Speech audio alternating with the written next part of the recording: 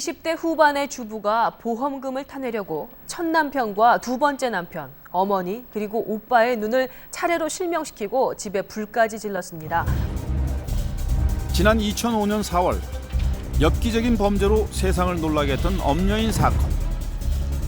그녀는 5년 전부터 남편 2명에게 차례로 수면제를 먹인 후 눈을 찔러 실명시켰고 흉기로 중상을 입혀 그 후유증으로 사망케 했는가 하면 친어머니와 오빠에게도 같은 수법으로 실명시키고 집에 불을 질러 남동생도 다치게 한 것으로 드러났습니다.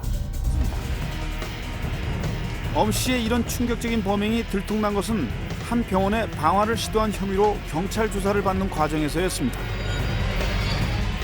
남동생이 지 누나 주위에는 아주 안 좋은 일만 있다는 거예요.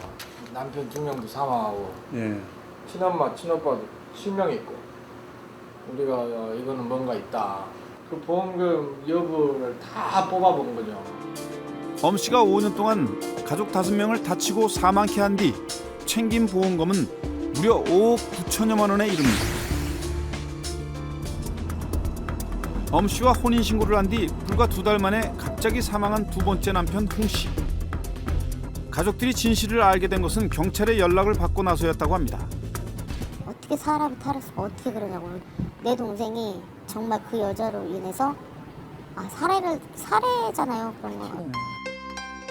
건강하던 홍 씨가 갑자기 자주 병원에 입원했지만 그때마다 지극정성으로 간호하던 엄 씨를 추호도 의심하지 않았다는 것입니다.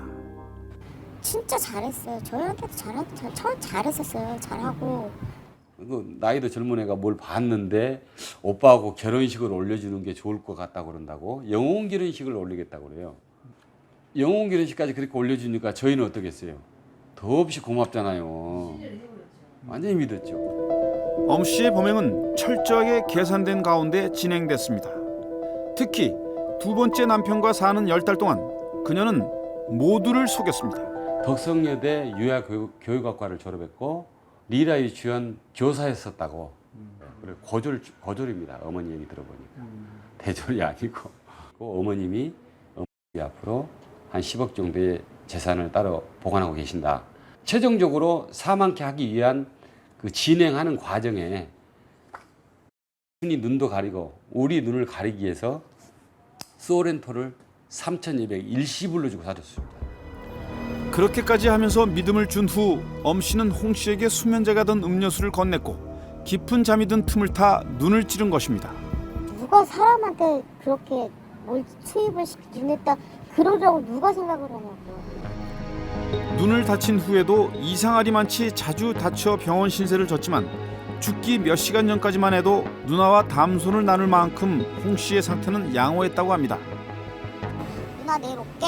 누나 내일 와서 내일은 면도해줄게. 그러고 갔거든요. 그러니까 너무 멀쩡한 모습을 보고 갔는데 몇 시간 있다가? 네, 갑자기 새벽 한 4, 5시쯤 그쯤에 전화가 와서 그래갖고 당황해서 막 쫓아갔거든요. 엄여인과 산 10달 동안 병원만 들락거리던 홍 씨는 갑자기 세상을 떠났습니다. 그런데 더 놀라운 것은 당시 임신 3개월이던 엄 씨가 사망에 대비해 이미 모든 절차를 마쳐놓았다는 사실입니다. 혼인신고도 같이 가서 한 게 아니고 제 동생 병원에 입원해 있는데 지금 자기 혼자 가서 하고 왔대요. 보험금이라든가 모든 금전적인 걸 자기가 취하려면 혼인신고를 먼저 해야 된다는 거를 여기는 다 알고 있었던 거예요. 저도 그러고 가족들도 그랬어요. 애 유산 시키고 새 출발하거라. 이렇게 얘기를 했는데 굳이 애를 낳겠다 그러더라고요. 거기에서 이제 약간의 우리가 감동을 받은 거죠. 그러나 장례식이 끝난 뒤 보험금을 챙긴 엄 씨는 연락을 끊고 잠적했다고 합니다. 그 후 엄 씨는 범행 대상을 자신의 어머니와 오빠로 선택했고 같은 수법으로 실명시켰는가 하면 집에 불까지 질러 화상을 입혔습니다. 어머니 명의로 된 집을 몰래 처분한 후 벌인 일이었다고 합니다. 오갈 데가 없어진 엄 씨는 자신의 아이를 돌봐주던 가사 도우미 강 씨 집에 잠시 신세를 지겠다며 들어갔다고 합니다. 했는데 씨가 사정을 했어요. 그때 갈 곳이 너무 없다고. 근데 또 불쌍하잖아요. 여자 혼자서 그렇게 하는데 고생하는 것 같기도 하고 저희 집에 있는 동안 다른 집을 알아봐서 그 집으로 이사를 할 때까지만 저희 집에 있게 해달라고. 그리고 엄 씨가 집을 구해 나가기로 약속한 그날 새벽 집에 불이 났다는 것입니다. 이 화재로 강 씨의 남편이 결국 목숨을 잃었습니다. 엄 씨가 2000년부터 2005년까지 두 남편과 어머니, 오빠, 동생 그리고 가사 도우미 등으로 대상을 차례로 옮겨가면서 저지른 범죄는 존속 중상해, 방화치상, 강도 사기 등 무려 10가지 항목 24가지 행위에 이릅니다. 법원은 엄 씨의 심신미약 주장을 인정할 수 없다며 무기징역을 선고했고 작년 12월 대법원에서도 엄 씨의 형을 확정했습니다. 그 당시까지만 해도 제가 지가 무기 받을 거라는 상상도 못했겠죠. 정신병원 가서 치료나 받고 나가자. 얼마나 나오고 싶겠어요. 타러 갈지 모르겠네. 쇼를 잘하는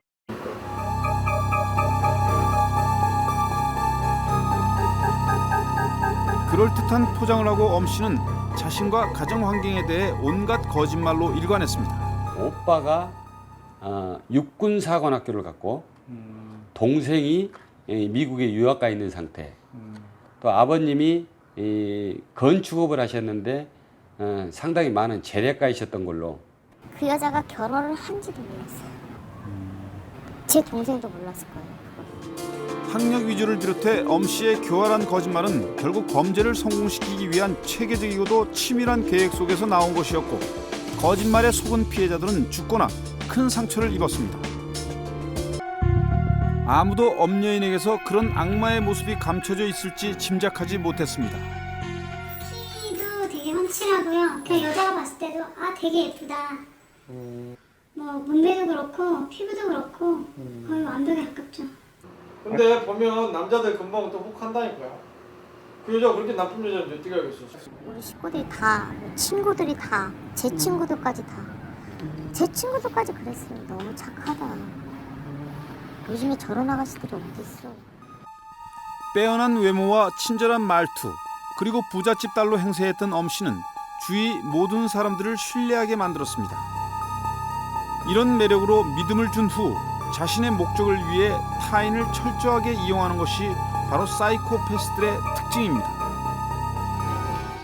그렇다면 사이코패스는 기질적으로 타고나는 것일까? 아니면 환경에 의해 괴물로 변하게 된 것일까? 그래서 결코 어린 시절에 당한 충격적 경험이 사이코패스가 되는 직접적이거나 유일한 원인은 절대로 아니다. 그것은 하나의 원인 중에 하나가 될 수는 있다. 그 이후에 일어나는 현상들이 더 중요하죠. 그 이후에 만나는 주변 사람들이 어떻게 대해주느냐가 또 상당히 중요하고요. 하지만 결정적인 요소는 결국은 본인 스스로의 선택입니다. 개인과 사회의 안전을 위해서는 이제 사이코패스들을 잘 파악하려는 노력이 필요하다고 전문가는 지적합니다. 가족의 해체, 사회 양극화 이런 현상들이 사회를 굉장히 불안하게 하기도 하고 또 여기서 스스로 커가는 성장해 나가는 사람들의 성장 단계에서 왜곡된 사고 그리고 가족 간의 괴리, 불화 이런 것들이 만들어낼 수 있는 그 정신적인 문제들이 충분히 내재되었다고 봅니다. 지금 이 시점에서 청소년이나 그런 성장 단계에 있는 사람들에 대해서 어떤 진단을 할 수 있거나 혹은 그런 문제를 미리 조기에 발견해서 치료 프로그램으로 이 사람들을 이끌어갈 수 있는 제도 이런 것들이 필요한 것입니다. 집안의 기둥이던 동생에게 끔찍한 짓을 저지르고도 감쪽같이 속였던 올케. 엄여인을 꼭 한번 만나보고 싶었습니다. 걔가 나한테 어떤 말을 할까가 제일 궁금해요.